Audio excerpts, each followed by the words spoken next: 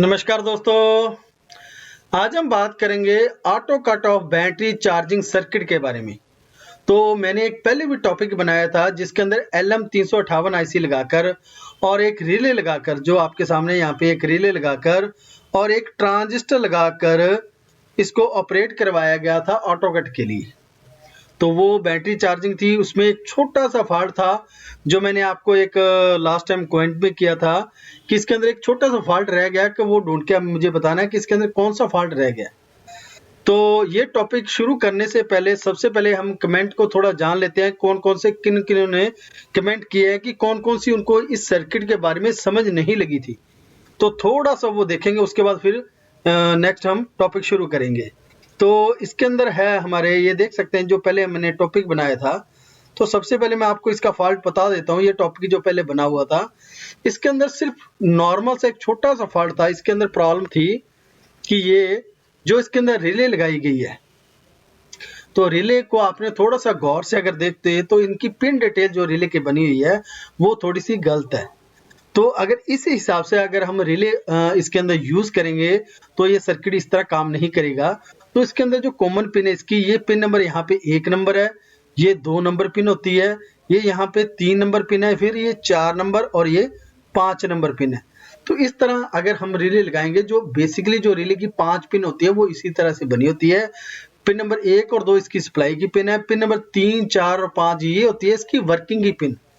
तो इसके अंदर बस ये छोटा सा फॉल्ट था और काफी मुझे कमेंट आए थे और इसके बारे में और कुछ भी लोगों ने पूछा था कि ये जो डायोड है ये क्यों लगाया गया है और ये बैटरी के ऊपर डायोड क्यों लगाया गया है, इसके बारे में।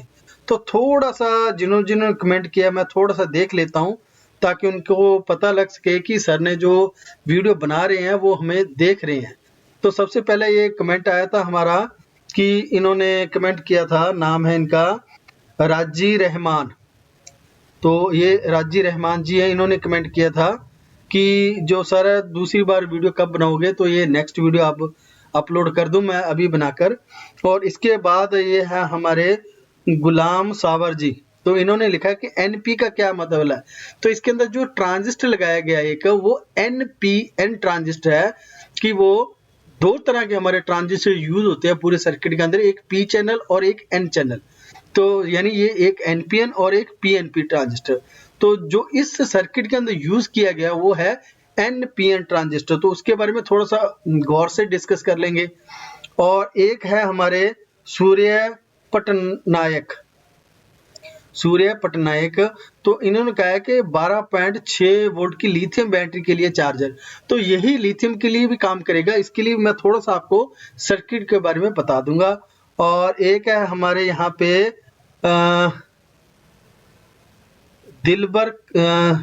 दिलबर खान। तो इन्होंने गुड कमेंट किया कि अच्छी वीडियो सर। और एक ये है हमारे 48 वोल्ट के लिए, ये नेक्स्ट टॉपिक के अंदर मैं डिस्कस करूंगा। और एक है हमारे SKN है, इन्होंने लिखा है कि सर मज़ा नहीं आया। तो मैं कोशिश करूंगा इस नए सर्किट के अंदर कि शायद आपको मज़ा आए, तो इसके लिए भी मैं पूरी कोशिश करूंगा। और एक है हमारे रामजी लाल, जिन्होंने लिखा है कि जो मैंने वो फॉल्ट फाइंडिंग बताई थी उनको, तो उन्होंने इसके अंदर जो वेरिएबल जो 2 लगाए हैं कि उनको आपने सर ग्राउंड नहीं किया है।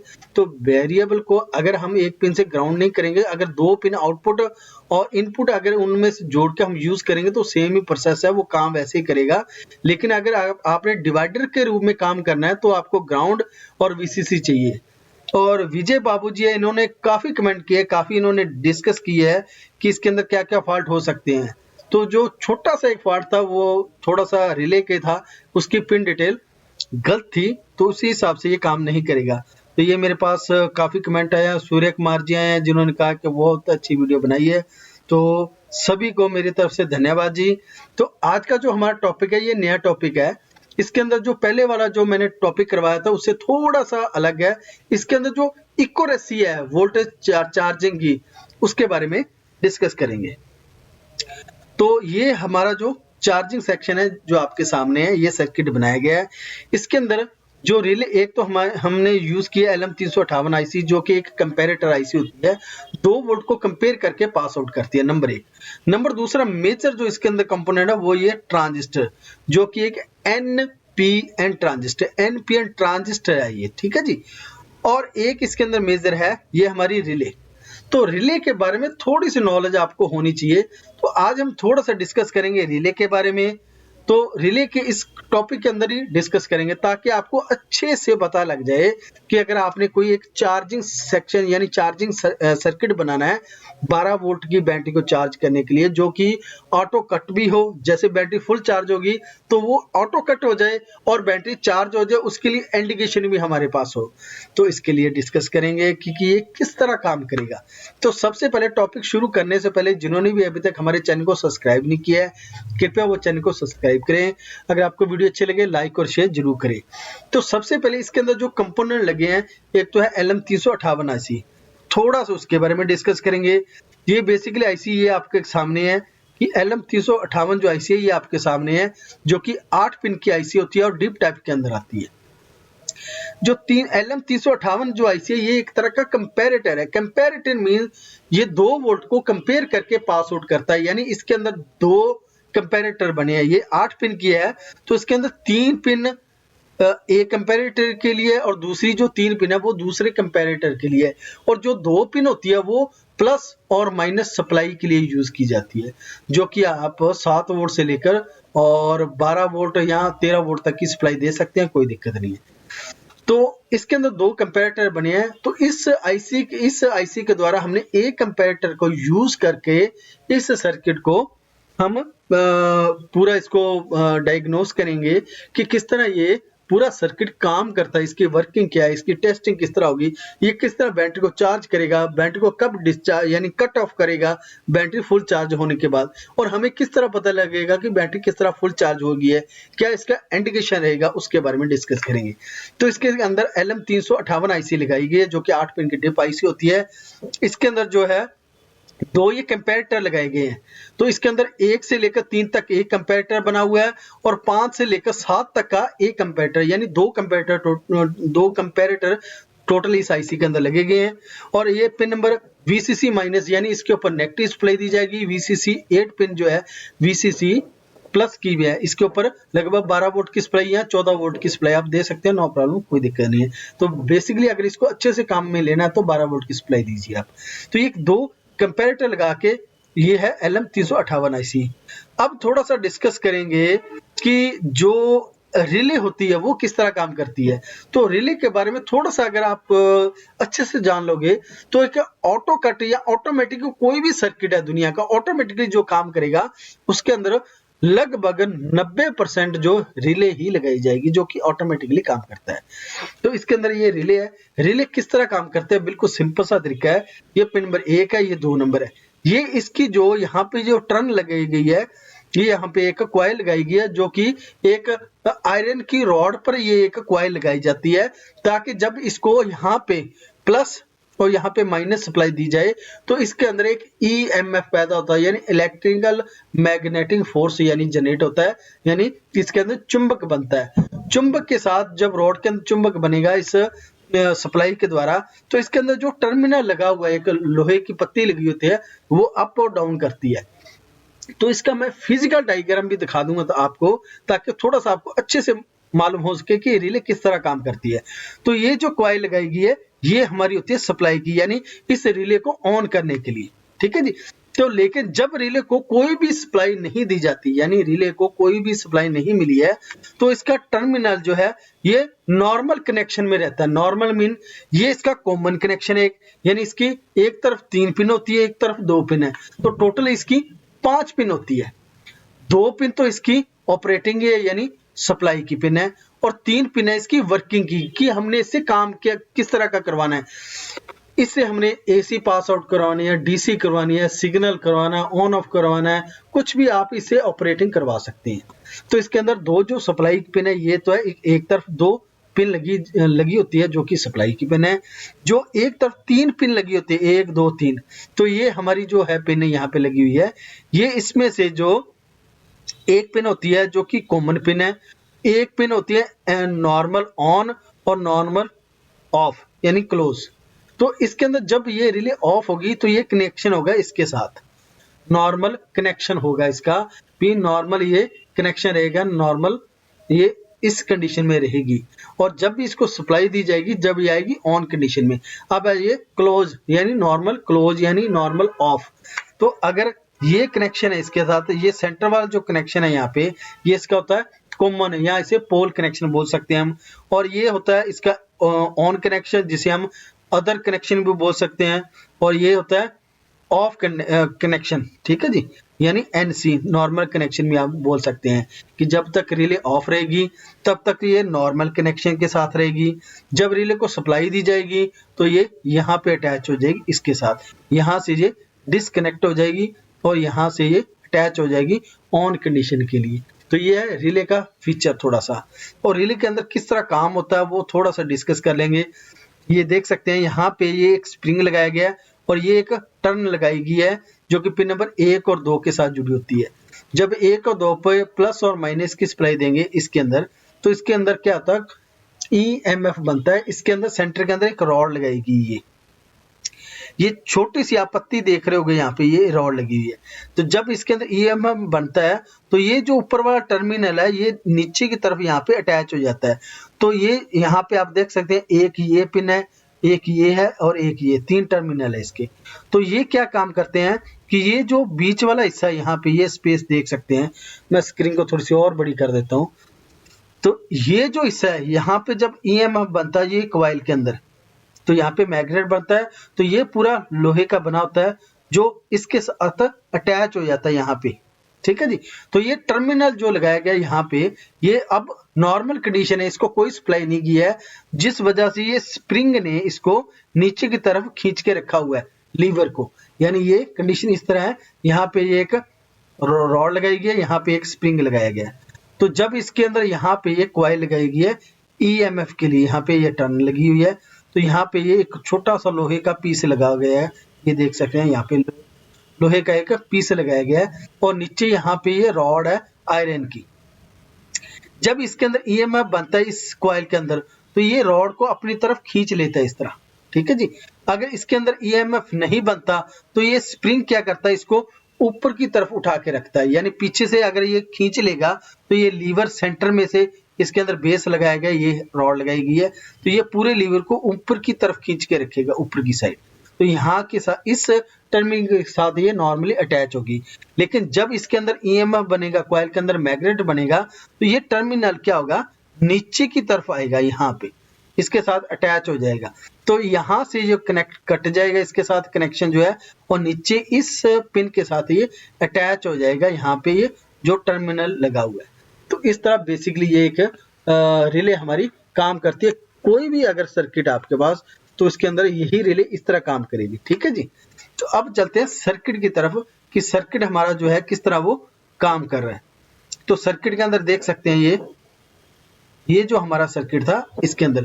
तो अब फिलहाल जो मैंने इसकी कंडीशन क्या चेंज कर दी है रिले की, ठीक है जी। ये पिन आउट देख सकते हैं, इसके अंदर क्या है, ये पिन नंबर 1 है, ये 2 है, ये पिन नंबर 3 है जिसे हम कॉमन की पिन बोलते हैं, ये कॉमन की पिन है। पिन नंबर 4 जो है इसकी NC है, नॉर्मल कनेक्शन, जब रिले ऑफ है। और नॉर्मल ऑन यानी अदर कनेक्शन तब आएगा जब रिले ऑन होगी। तो मैं यहाँ पे थोड़ा सा लिख देता हूँ कि रिले जो है, रिले ऑन कंडीशन के अंदर जब रिले होगी तो कॉमन बराबर क्या हो गया, नॉर्मल ऑन। और जब रिले ऑफ होगी, ठीक है, तो कॉमन बराबर NC, नॉर्मल कनेक्शन। तो बिल्कुल सिंपल सा है, ये फार्मूला आप समझ लीजिए। और दूसरी बात, ये जो ट्रांजिस्टर लगाया गया है, ये हमारा ट्रांजिस्टर जो है ये है NPN ट्रांजिस्टर। इसका मतलब यही है कि ये ट्रांजिस्टर पॉजिटिव, ये सेंटर वाला है ना इसका बेस, तो ये NPN है। तो ये P मीन्स इसको ऑन होने के लिए कौन सी सप्लाई चाहिए, पॉजिटिव, यहाँ पे पॉजिटिव सप्लाई चाहिए, तब ये नेगेटिव टू नेगेटिव ट्रांसफर करेगा। तो यानी नेगेटिव अमीटर और कलेक्टर नेगेटिव होगा।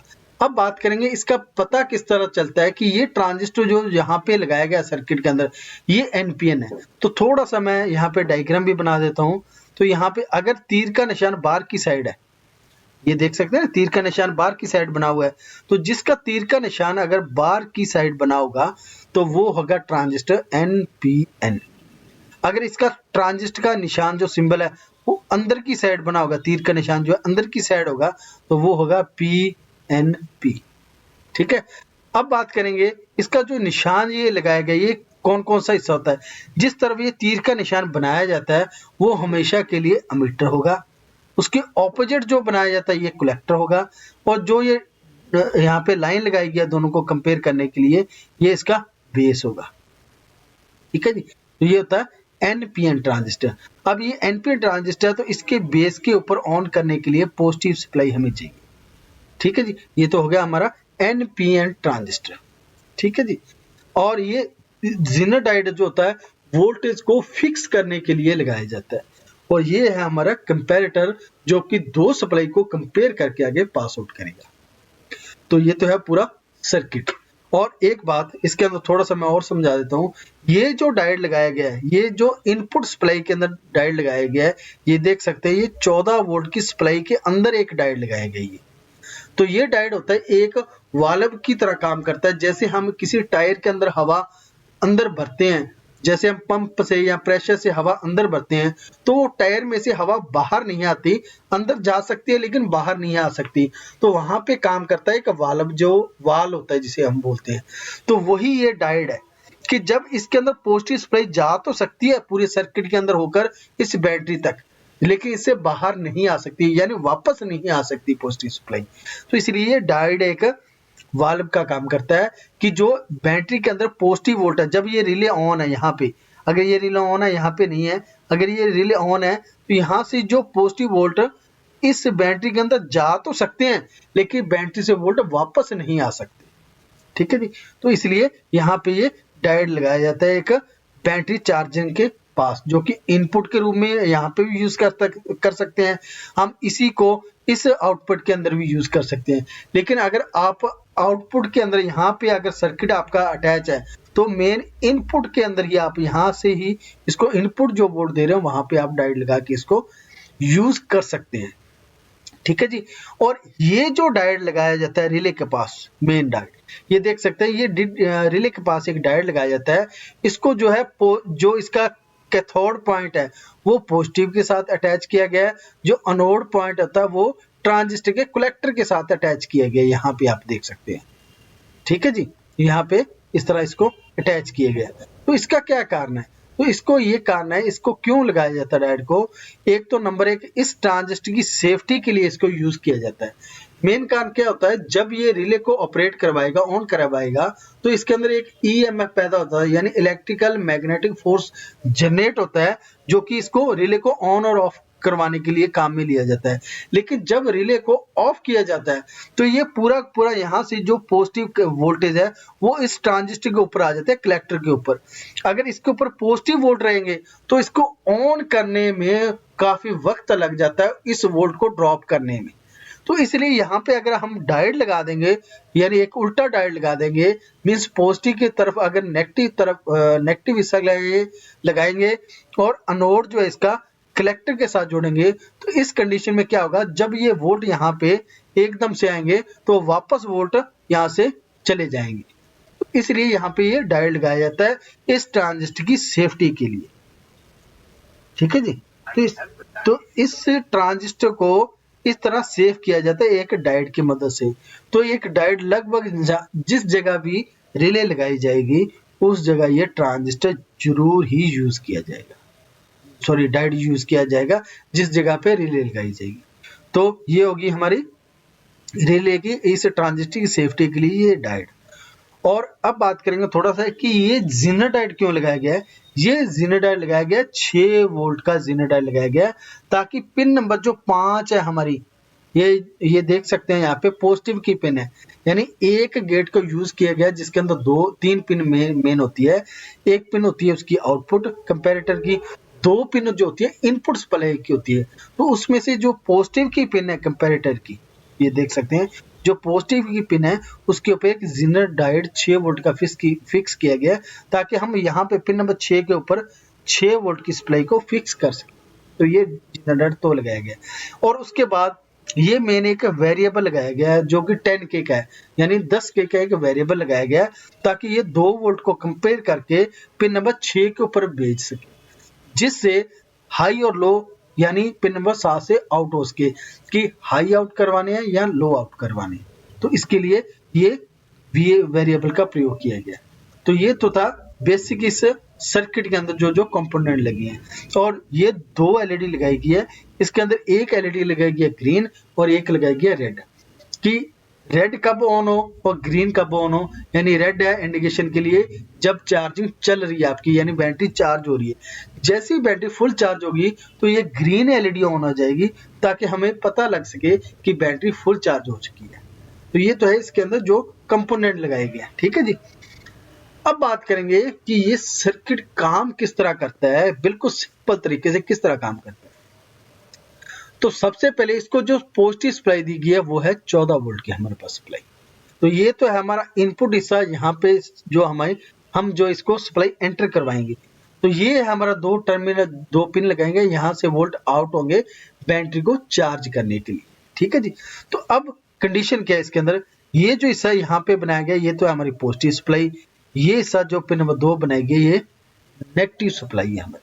तो 2 तरह की सप्लाई है, इसको पॉजिटिव और नेगेटिव देंगे, जो कि टोटल सप्लाई कितने वोल्ट की है, 14 वोल्ट की सप्लाई है।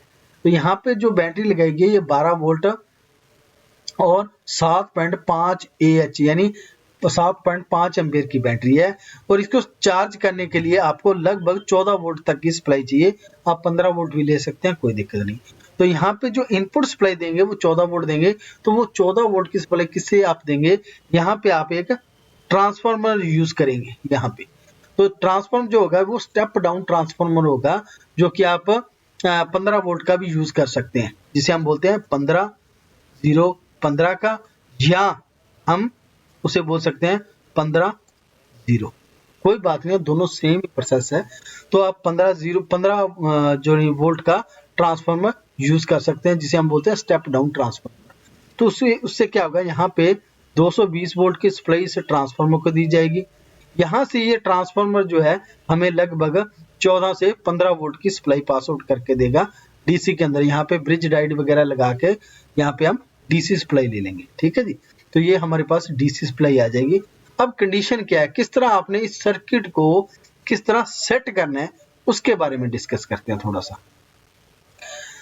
तो सबसे पहले इसको सेट करने के लिए क्या है, आप यहाँ से ये बैटरी लगी है, या तो आप बैटरी को फुल चार्ज होने के बाद इसको इस वेरिएबल को घुमाकर कट कर सकते हैं, नंबर 1। नंबर दूसरा, अगर यहाँ से ये बैटरी आप हटा दो, यहाँ से निकाल दो आप बैटरी, यहाँ पे एक आप वेरिएबल लगा लो कोई भी, जो कि ये 10K का लगा सकते हो या 20K का भी यहाँ पे आप वेरिएबल लगा लो। तो वेरिएबल को आपने यहाँ पे जब तक 14 वोल्ट आ जाए तो उसको फिर घुमा के आपने सेट कर देना है कि वो वोल्ट इतने आपके हाई हो जाएं कि इस वेरिएबल से पास आउट हो जाए, इस वेरिएबल से। अब कंडीशन क्या है यहाँ पे, किस तरह सेट करने हैं वो वोल्ट मैं बता देता हूँ आपको। तो इसके लिए सबसे पहले यहाँ पे आपने 13 वोल्ट पे इसको सेट करना है। तो किस तरह सेट होगा, तो यहाँ से जो 14 वोल्ट की सप्लाई जा रही है, ये सप्लाई सबसे पहले क्या होगा, यहाँ पे ये वोल्ट आएंगे इस कॉमन पिन के ऊपर, जो कि पिन नंबर 3 है। ये कॉमन पिन है, इसके ऊपर आगे हमारे यहाँ पे 14 वोल्ट की सप्लाई। अब अगर इस रिले को हम ऑन करेंगे तभी बैटरी की तरफ वोल्ट जाएंगे, अदरवाइज बैटरी के वोल्ट नहीं जाएंगे।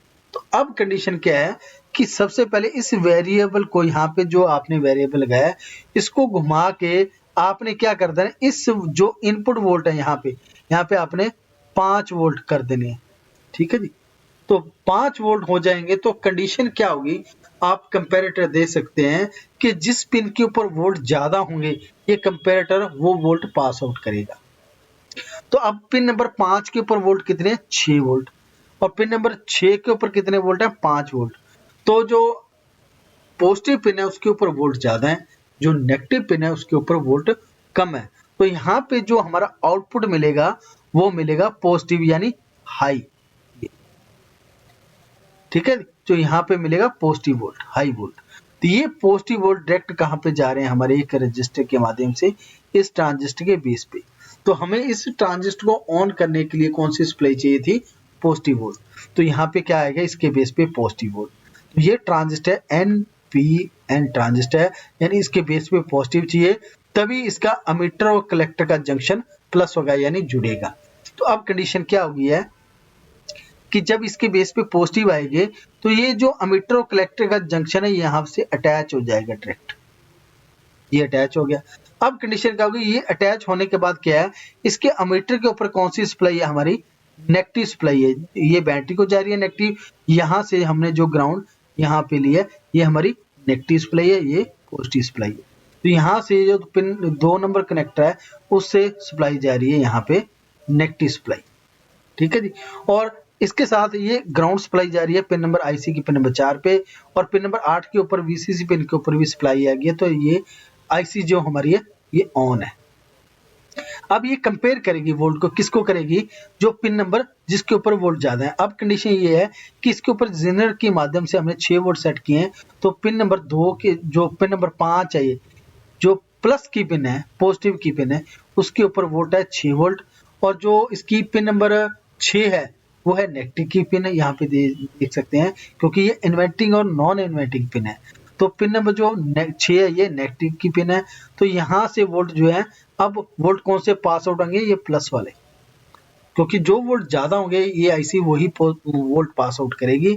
अगर नेगेटिव पिन के ऊपर ज्यादा वोल्ट होंगे तो आउटपुट नेगेटिव मिलेगा, अगर पॉजिटिव पिन के ऊपर वोल्ट ज्यादा है तो आउटपुट पॉजिटिव मिलेगा। तो सिंपल सा तरीका एक कंपैरेटर का। तो अब कंडीशन ये है, पिन नंबर 5 के ऊपर 6 वोल्ट है, पिन नंबर 6 के ऊपर 5 वोल्ट है, तो यहाँ से पिन नंबर 7 से हमें पॉजिटिव वोल्ट प्राप्त होंगे। तो ये पॉजिटिव वोल्ट डायरेक्ट जा रहे हैं, ये देख सकते हैं, यहाँ से पॉजिटिव वोल्ट एक रजिस्टर के माध्यम से बेस के ऊपर जा रहे हैं पॉजिटिव वोल्ट। तो ये हमारा एनपीएन ट्रांजिस्टर था, ये ट्रांजिस्टर ऑन हो गया।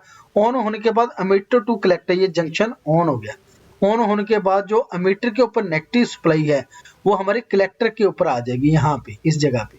तो कलेक्टर कहाँ पे जुड़ा हुआ है, पिन नंबर 2 के साथ। जो हमारी ये रिले लगी है ना, ये देख सकते हैं, रिले का जो कलेक्टर पिन है ये पिन नंबर यहाँ से जुड़ा हुआ, कलेक्टर के साथ जुड़ा हुआ पिन नंबर 2। तो ये कलेक्टर वाली जो नेगेटिव सप्लाई है यहाँ से direct negative supply pin number 2 पे जाएगी, और इस पिन नंबर 2 के ऊपर हमारी जो डायरेक्ट सप्लाई पॉजिटिव कहाँ से आ रही है, ये पॉजिटिव और ये नेगेटिव, यानी बैटरी का पॉजिटिव नेगेटिव आप लगा सकते हैं। तो ये पॉजिटिव पिन है बैटरी की, तो बैटरी से डायरेक्ट यहाँ पे पॉजिटिव सप्लाई मिल रही है। तो अब रिले को जब यहाँ से नेगेटिव और यहाँ से पॉजिटिव मिलेगी तो रिले यहाँ इस कॉइल के अंदर एक EMF पैदा हो गया, यानी इलेक्ट्रिकल मैग्नेटिक फोर्स पैदा होगा, जिसके कारण ये रिले क्या हो जाएगी, ऑन हो जाएगी। तो ऑन कंडीशन का मैंने यहाँ पे एक फार्मूला लिखा हुआ, ये आप देख सकते हैं कि अगर ये ऑन कंडीशन है, ऑन बराबर NO, यानी नॉर्मल आउटपुट भी कह सकते हैं, नॉर्मल ऑन भी कह सकते हैं। तो ये अब जब रिले ऑन होगी तो यहाँ से जो NC के साथ जुड़ा हुआ था ये टर्मिनल, क्योंकि जब इसको रिले को सप्लाई नहीं देगी तो ये NC के साथ जुड़ा रहता है। जब इस रिले को सप्लाई मिल गया तो ये NC से हटकर यहाँ से कनेक्शन ये अटैच हो जाएगा, यहाँ से ये नॉर्मल ऑन के साथ आ जाएगा, ये जो फार्मूला काम करेगा। तो जब ये नॉर्मल ऑन हो जाएगा तो इस जगह के ऊपर, यानी ये पॉजिटिव के 14 वोल्ट की जो हमारी सप्लाई है, ये देख सकते हैं 14 वोल्ट की जो सप्लाई है यहाँ पे, ये प्लस जो 14 वोल्ट की सप्लाई दी गई है, ये इस टर्मिनल से होते हुए यहाँ से इस डायोड की मदद से यहाँ पे पिन नंबर 3 के ऊपर है। तो अब ये रिले ऑन होगी तो ये 3 वाली सप्लाई आ गई हमारी 5 नंबर पिन के ऊपर। तो 5 नंबर के ऊपर आते ही ये आ गई पिन नंबर 1 के ऊपर, जो कि कनेक्टर लगाया गया। तो कनेक्टर के साथ जो पिन नंबर 1 है यहाँ पे पॉजिटिव पर है, यानी टर्मिनल बैटरी का जो पॉजिटिव टर्मिनल है वो पिन नंबर 1 के साथ जुड़ा गया है, और जो नेगेटिव टर्मिनल है वो पिन नंबर 2 के साथ जुड़ा गया। तो यहाँ से ये बैटरी को नेगेटिव सप्लाई मिल रही है पिन नंबर 2 से, यानी इस कनेक्टर से, और यहाँ पे जो डायरेक्ट पिन नंबर 5 से यहाँ पे ये सप्लाई आ गई है पॉजिटिव सप्लाई। तो अब रिले क्या होगी, ये बैटरी क्या होगी, चार्ज होनी शुरू होगी। तो अब कंडीशन ये क्या है, बैटरी के सबसे पहले थे 12 वोल्ट फॉर एग्जांपल, फिर हुआ धीरे धीरे 13 वोल्ट, फिर हुआ 14 वोल्ट। तो 14 वोल्ट पे जाके इसको कट करवाना है। या तो आप ये कंडीशन कर सकते हैं, या यहाँ पे आप एक वेरिएबल लगा सकते हैं 14 वोल्ट को सेट करके, ठीक है जी। तो अब कंडीशन क्या हुई, तो इसके अंदर जो आर रिले है वो किस तरह ऑन हुई, तो ये पॉजिटिव की सप्लाई यहाँ पे इस डायोड के माध्यम से इसके इनपुट पे तो आ गई यहाँ पे, ठीक है जी, पिन नंबर 3 के ऊपर, और यही पॉजिटिव सप्लाई यहाँ से, जो ये पॉजिटिव सप्लाई जा रही है ना, यहाँ से एक रजिस्टर के माध्यम से इसके यहाँ पे जा रही है एनोड के ऊपर, ये कैथोड। तो ये ट्रांजिस्टर जब ऑन है, यहाँ से एमिटर टू कलेक्टर यहाँ पे नेगेटिव सप्लाई है, तो ये नेगेटिव सप्लाई इसके कैथोड पे भी मिल रही है, और इधर से ये डायरेक्ट यहाँ पे एक रजिस्टर के माध्यम से यहाँ पे एनोड पे भी एक आ गया है। तो ये ग्रीन जो एलईडी है ये क्या हो गया है, ये ऑन अब इस कंडीशन के अंदर, सॉरी ये रेड एलईडी है। तो रेड एलईडी अब क्या है, यहाँ पे ये हमारा कैथोड था, ये एनोड, इसको यहाँ पे नेगेटिव सप्लाई मिली है, ये नेगेटिव सप्लाई, यहाँ से इसको एनोड को पॉजिटिव सप्लाई मिल गई। तो ये रेड एलईडी जो है, रेड एलईडी क्या होगी अब, ऑन हो गई है, ठीक है जी। और ये ग्रीन एलईडी क्यों ऑफ है, क्योंकि यहाँ पे जो इसको यहाँ पे कौन सी सप्लाई चाहिए थी हमें, यहाँ पे हमें पॉजिटिव सप्लाई चाहिए थी, और यहाँ से जो एक रजिस्टर के माध्यम से नेगेटिव सप्लाई चाहिए थी। तो अब यहाँ पे एमिटर टू कलेक्टर जो सप्लाई पास आउट कर रहा है वो तो है यहाँ पे नेगेटिव। तो ये जो रेड एलईडी है अब कंडीशन हो गई है, जो ग्रीन एलईडी, ग्रीन एलईडी जो है, एलईडी जो है वो है ऑफ, क्योंकि इसको ऑन करने के लिए एनोड के ऊपर इसके यहाँ पे चाहिए हमें कौन से वोल्ट, पॉजिटिव। लेकिन ये ट्रांजिस्टर ऑन होने की वजह से एमिटर टू कलेक्टर यहाँ पे एनोड पे आ रहे हैं अब नेगेटिव सप्लाई, और इसके कैथोड पॉइंट पे नेगेटिव सप्लाई पहले से है। तो ये एलईडी ऑन नहीं होगी, ये एलईडी ऑन हो जाएगी। तो यानी रेड एलईडी ऑन हो जाएगी जब बैटरी चार्ज हो रही है, ठीक है जी। तो अब बैटरी चार्ज होती गई, तो यहाँ पे जो हमने वेरिएबल सेट किया है ये 5 वोल्ट से सेट किया है, या इसको 4 वोल्ट पे ही हम सेट कर सकते हैं। अब यहाँ पे एक फार्मूला मैं सिंपल सा बता रहा हूँ, ये 4 वोल्ट है यहाँ पे। तो ये क्या है, कंडीशन क्या है, जब 12 वोल्ट हो तो यहाँ से इस वेरिएबल से, ये वेरिएबल है यहाँ पे मैं लिख देता हूँ, यहाँ पे ये वेरिएबल है, तो इसके जो वेरिएबल है यहाँ पे वोल्ट लिख देता हूँ मैं। तो अगर यहाँ पे हमारे मिले 12 वोल्ट, तो अगर 12 वोल्ट मिल रही है इस वेरिएबल के ऊपर, तो ये वेरिएबल पास आउट वोल्ट कर रहा है 4 वोल्ट। ये सिर्फ एक एग्जांपल है, जब आप सेट करोगे तो वो सेट हो जाएगा, कोई दिक्कत नहीं। अगर यहाँ पे 12 वोल्ट है तो ये 4 वोल्ट यहाँ से पास आउट कर रहा है। अगर यहाँ पे वोल्ट हो गया 13 वोल्ट, तो यहाँ से ये 5 वोल्ट आउटपुट कर रहा है। अगर यहाँ पे 12 वोल्ट है, पहले 12 वोल्ट थे, फिर जैसे बैटरी थोड़ी सी चार्ज हुई तो 13 वोल्ट हो गए, जैसे बैटरी थोड़ी सी और चार्ज हुई यहाँ पे 14 वोल्ट हो गई। तो 14 वोल्ट की जो कंडीशन रहेगी वो क्या है, अगर 14 वोल्ट है तो बराबर है 6.6 वोल्ट मान के चलिए। अगर यहाँ पे 14.5 हो गए हैं, यानी 14.5 वोल्ट हो गए हैं इस बैटरी के, ये जो बैटरी के वोल्ट है ना यहाँ पे, तो इस बैटरी के जो वोल्ट है इस रजिस्टर के माध्यम से इस वेरिएबल के ऊपर यहाँ पे हो गए हैं 14.5 वोल्ट, फॉर एग्जांपल, छोटा सा एग्जांपल है। तो यहाँ पे जो मेरा ये वेरिएबल, यहाँ पे जो वेरिएबल लगाया गया है, तो ये 14.5 कंडीशन के अंदर 14.5 वोल्ट जब हो जाएंगे इस बैटरी के पिन नंबर 1 के ऊपर, यहाँ पे जो लगाया गया है, जब इसके ऊपर 13.5 वोल्ट हो जाएंगे तो कंडीशन क्या होगी, सॉरी 14.5। तो 14.5 वोल्ट होने के बाद इस बैटरी के ये चार्ज कर रहे हैं, तो यहाँ पे जो वेरिएबल है ये वोल्ट निकाल देगा, फॉर एग्जांपल 6.2 वोल्ट, ठीक है जी। तो यहाँ पे मैं बराबर लिख देता हूँ 6.2 वोल्ट। तो अब ये सर्किट आपका पूरा कंप्लीट हो चुका है। तो अब कंडीशन क्या है, जैसे ये बैटरी यहाँ पे चार्ज हो रही है, फिलहाल पहले आए 12 वोल्ट, ठीक है, तब ये वेरिएबल हमारा कितने वोल्ट निकाल रहा था, 4 वोल्ट। जब इस बैटरी के वोल्ट हो गए हैं 13 वोल्ट, तब ये वोल्ट निकाल रहा है 5 वोल्ट। कौन सा, ये वेरिएबल यहाँ पे ये 5 वोल्ट हो गई, यहाँ पे धीरे धीरे अब वोल्ट हो गया 14 वोल्ट, ठीक है। तो निकाल रहा है ये वेरिएबल यहाँ पे इस जगह पे जो वेरिएबल लगा है ये वेरिएबल, तो ये निकाल रहा है 6 वोल्ट। अब थोड़ी सी बैटरी और चार्ज हुई तो बैटरी के वोल्ट हो गए 14.5 वोल्ट, तो यहाँ पे 6.2 वोल्ट आ गए। कहाँ पे, इस वेरिएबल के ऊपर कितने आ गए, 6.2 वोल्ट। यहाँ से ये 6.2 वोल्ट पास आउट करेगा। अब कंडीशन क्या होगी, यहां से जब ये 6.5 वोल्ट जाएगा पिन नंबर 6 के ऊपर, यहाँ पे तो शुरू में वोल्ट थे फॉर एग्जांपल 4 या 5 वोल्ट। अब जैसे जैसे ये बैटरी चार्ज होगी हमारी, तो अब कंडीशन क्या होगी, ये बैटरी जिस तरह चार्ज होगी है, तो मैं ये सारा एक बार ड्रॉप आउट कर देता हूं ताकि अच्छे से पता लग सके आपको।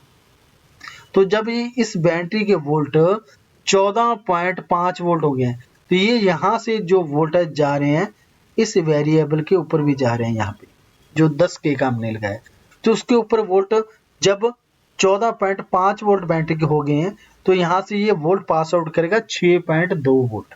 तो इस वेरिएबल से कितने वोल्ट पास आउट होंगे, यहाँ पे 6.2 वोल्ट। तो ये 6.2 वोल्ट कहाँ पे जा रहे हैं, डायरेक्ट हमारे पिन नंबर 6 के ऊपर, जो कि नेगेटिव की पिन है, तो यहाँ पे हो गए 6.2 वोल्ट। तो पिन नंबर 5 के ऊपर 6 वोल्ट फिक्स थे, लेकिन 6 नंबर पिन के ऊपर 6.2 वोल्ट यानी उससे ज्यादा वोल्ट हो गए हैं। तो ये तो एक कंपेरेटर आईसी है, तो ये वोल्ट को कंपेयर कर लेगी किस पिन के ऊपर वोल्ट ज्यादा हो गए हैं। तो ये क्या करेगी ऐसी, अब इसको मालूम हो गया कि पिन नंबर 5 के वोल्ट जो 6 वोल्ट हैं वो कम रह गए हैं, पिन नंबर 6 के ऊपर जो वोल्ट आ रहे हैं, ये इस पिन के ऊपर 6 नंबर पिन के ऊपर जो वोल्ट आ रहे हैं वो है 6.2 वोल्ट, ये यानी वोल्ट बढ़ गए हैं। तो ये ऐसी कंपेयर करके वोल्ट को पास आउट क्या निकालेगी, लो। तो यहां से पिन नंबर 7 के ऊपर जो वोल्ट पहले पॉजिटिव जा रहे थे, अब यहाँ पे क्या वोल्ट आ जाएंगे, लो वोल्ट। तो लो वोल्ट आते कंडीशन क्या हो जाएगी, ये हमारा ट्रांजिस्टर के ऊपर जो पहले पॉजिटिव वोल्ट मिले थे, अब यहाँ पे वोल्ट क्या हो गया, 0 वोल्ट। जब ट्रांजिस्टर के बेस पे 0 वोल्ट आ जाएंगे, तो ट्रांजिस्टर की कंडीशन क्या है, क्योंकि ट्रांजिस्टर हमारा NPN है, ये ट्रांजिस्टर है ना हमारा NPN है, तो इसको ऑन करने के लिए सप्लाई चाहिए थी पॉजिटिव इस ट्रांजिस्टर को, लेकिन अब सप्लाई कौन सी मिल रही है, नेगेटिव यानी 0 वोल्ट, कोई सप्लाई नहीं मिल रही है। तो ये ट्रांजिस्टर क्या हो जाएगा, ऑफ हो जाएगा। जैसे ही ये ट्रांजिस्टर ऑफ होगा, जो एमिटर कलेक्टर का जंक्शन बना हुआ था वो ब्रेक हो जाएगा, यहां से खत्म हो जाएगा। खत्म होने से क्या होगा, इसके जो एमिटर पे जो नेगेटिव वोल्ट थे वो इस कॉइल तक नहीं पहुंचेंगे, जो हमारी रिले लगाई गई है, इस रिले के ऊपर नेगेटिव सप्लाई चाहिए थी, इसके ऊपर तो पॉजिटिव वोल्ट की सप्लाई आ ही रही है इस बैटरी से। अब इसको पिन नंबर 2 को जो नेगेटिव सप्लाई चाहिए थी, जब ये ट्रांजिस्टर का जंक्शन खत्म होगा यहाँ से, तो इसके पिन नंबर 2 के ऊपर जो है नेगेटिव सप्लाई नहीं मिलेगी। तो नेगेटिव सप्लाई जब नहीं मिलेगी तो कंडीशन क्या होगी, ये रिले क्या हो जाएगी, ऑफ हो जाएगी, नंबर 1। और दूसरी कंडीशन क्या जनरेट हो जाएगी वो भी देखिए, जब यहाँ पे नेगेटिव सप्लाई नहीं मिलेंगे तो कंडीशन क्या हो जाएगी, इस कॉइल के द्वारा कुछ वोल्ट पास आउट होंगे, कौन से होंगे, पॉजिटिव वोल्ट। कुछ तो ये वोल्ट ड्रॉप आउट कर देगा डायोड, जो नॉर्मल वोल्ट रहेंगे पॉजिटिव के वो जाएंगे इस एलईडी के ऊपर, यहाँ पे ये है हमारी अनोड की pin, anode means positive pin, ठीक है जी। और ये थी कैथोड पिन एलईडी की, जो कि नेगेटिव की पिन है। नेगेटिव पिन के ऊपर जो है, नेगेटिव जो हमारी पिन है, इसके ऊपर एक रजिस्टर के माध्यम से डायरेक्ट ग्राउंड किया गया है। और जब ये जंक्शन यहाँ से खत्म हो जाएगा तो ये नेगेटिव वोल्ट यहाँ पर ड्रॉप आउट हो जाएंगे, तो इस कॉइल के माध्यम से थोड़े से वोल्ट जो पॉजिटिव हैं वो हमारे अनोड एलईडी के ऊपर आएंगे, यानी एलईडी की जो अनोड पिन है यानी पॉजिटिव पिन है, इसके ऊपर इस कॉइल के द्वारा पॉजिटिव वोल्ट आ जाएंगे। तो अब क्या कंडीशन होगी, ये एलईडी जो ग्रीन है ये क्या हो जाएगी, ऑन हो जाएगी, यानी ग्रीन एलईडी क्या हो जाएगी, ऑन। और ये जो है रेड एलईडी है ये हमारी ऑफ हो जाएगी। क्यों ऑफ हो जाएगी, क्योंकि इसको यहाँ पे तो पॉजिटिव मिले हुए थे, यहाँ पे नेगेटिव मिल रहे थे इस ट्रांजिस्टर की मदद से। अब जब ये ट्रांजिस्टर ऑफ हो गया है तो यहाँ पे पॉजिटिव वोल्ट तो सॉरी नेगेटिव वोल्ट तो आएंगे नहीं, तो इसलिए ये एलईडी क्या हो जाएगी, ये जो एलईडी है रेड एलईडी ये हो जाएगी ऑफ, और ये जो ग्रीन एलईडी है यहाँ पे जो ये लगाएगी ये ग्रीन एलईडी ये क्या हो जाएगी, ऑन। अब कंडीशन क्या होगी, ये एलईडी ऑन होगी है और ये रिले ऑफ होगी है। रिले ऑफ होते ही क्या कंडीशन होगी कि ये जो हमारा 3 नंबर का कनेक्शन 5 नंबर पिन के साथ जुड़ा हुआ था, यानी नॉर्मल कनेक्शन 2 और नॉर्मल ऑन के साथ जुड़ा हुआ है, यहाँ से ये कट हो जाएगा यहाँ से, तो ये वापस अपनी कंडीशन में चला जाएगा जो पहले था। तो अब क्या होगा, जो ये वोल्ट पहले चार्जिंग के लिए जा रहे थे ये वापस आके इस पिन नंबर 4 पे जाके रुक जाएंगे, क्योंकि 4 नंबर पिन को हम किसी सर्किट के साथ अटैच नहीं किया है। तो ये 4 नंबर पे खड़े रहेंगे वोल्ट, और जो पिन नंबर 5 के वोल्ट थे वो यहाँ से डिस्कनेक्ट हो गए हैं, तो बैटरी हमारी जो चार्जिंग होना बंद होगी, तो बैटरी ये बंद होगी। अब कंडीशन इसको ये चार्ज होना किस तरह शुरू होगी, थोड़ा सा इसके बारे में कर लेते हैं।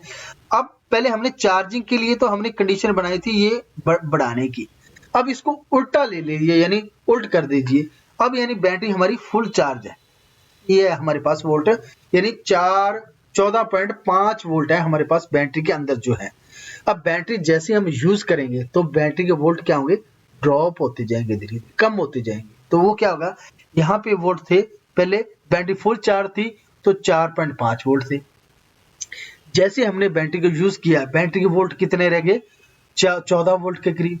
अब जैसे ही बैटरी के वोल्ट ये 13 वोल्ट के करीब जाएंगे तो कंडीशन क्या होगी, ये 13 वोल्ट अगर जाते ही तो हमारे वोल्ट कितने होने चाहिए, 5 वोल्ट। किसके ऊपर, इस वेरिएबल के ऊपर, यहाँ पे इस वेरिएबल के ऊपर कितने वोल्ट आ जाएंगे भाई, यहाँ पे मैं सारा इसको एक बार हटा देता हूँ। तो यहाँ पे अब कंडीशन क्या होगी, अब धीरे धीरे बैटरी जैसे यूज होतीगी तो इस वेरिएबल के ऊपर जो हमने ऑन कंडीशन करी थी वही ऑफ कंडीशन में होगी। तो अब जब इस बैटरी के वोल्ट जब 13 वोल्ट रह जाएंगे तो यहाँ पे बैटरी की जो ये वेरिएबल है 5 वोल्ट पास आउट करेगा। जब कितनी कंडीशन हो जाएगी, 13 वोल्ट यहाँ पे, क्योंकि ये 13 वोल्ट क्यों हो गए, क्योंकि बैटरी के 13 वोल्ट हो गए, क्योंकि बैटरी हमने यूज कर ली है। तो बैटरी जैसे ही यहाँ पे 13 वोल्ट होंगे तो ये जो एक तरह का जो डिवाइडर है वोल्ट को डिवाइड करता है, तो ये क्या करेगा, वेरिएबल हमारा 13 वोल्ट की कंडीशन में ये यहाँ से पास आउट कितने वोल्ट करेगा, 5 वोल्ट। ये देख सकते हैं ना, 5 वोल्ट। तो अब क्या होगा, ये जो वेरिएबल है ये 5 वोल्ट आउटपुट करेगा। तो पहले कंडीशन जब थी, जब बैटरी फुल चार्ज थी तब थे 6.2 वोल्ट। अब कितने वोल्ट हो गया, वापस 5 वोल्ट। तो यहाँ पे अब वापस कितने वोल्ट हो गया, 5 वोल्ट। ठीक है जी। तो अब ये कंपैरेटर फिर से कंपेयर करेगी वोल्ट को, तो अब देखेगी किस पिन के ऊपर वोल्ट ज्यादा है। तो अब वोल्ट कंडीशन क्या हो गया है, पिन नंबर 5 के ऊपर जो है, पिन नंबर 5 है हमारी पॉजिटिव की पिन है, उसके ऊपर तो कितने वोल्ट है, 6 वोल्ट है। और जो हमारी पिन नंबर 6 है, पिन नंबर जो 6 है हमारी, इसके ऊपर कितने वोल्ट है, 5 वोल्ट। तो अब नेगेटिव पिन के ऊपर वोल्ट कम हो चुके हैं, पॉजिटिव पिन के ऊपर ज्यादा हो चुके हैं। तो फिर से अब क्या कंडीशन आएगी, यहाँ पे पिन नंबर 2 से जो वोल्ट आउटपुट होंगे, पहले लो आउटपुट हो रहे थे, अब क्या हो जाएगा, वापस से हाई। जब हाई होगा तो फिर से वही कंडीशन शुरू हो जाएगी कि ये ट्रांजिस्टर हमारा पहले 0 वोल्ट पे था, सॉरी अब इसके ऊपर पॉजिटिव वोल्ट आ गया, तो ये ट्रांजिस्टर क्या आ गया, ऑन हो गया।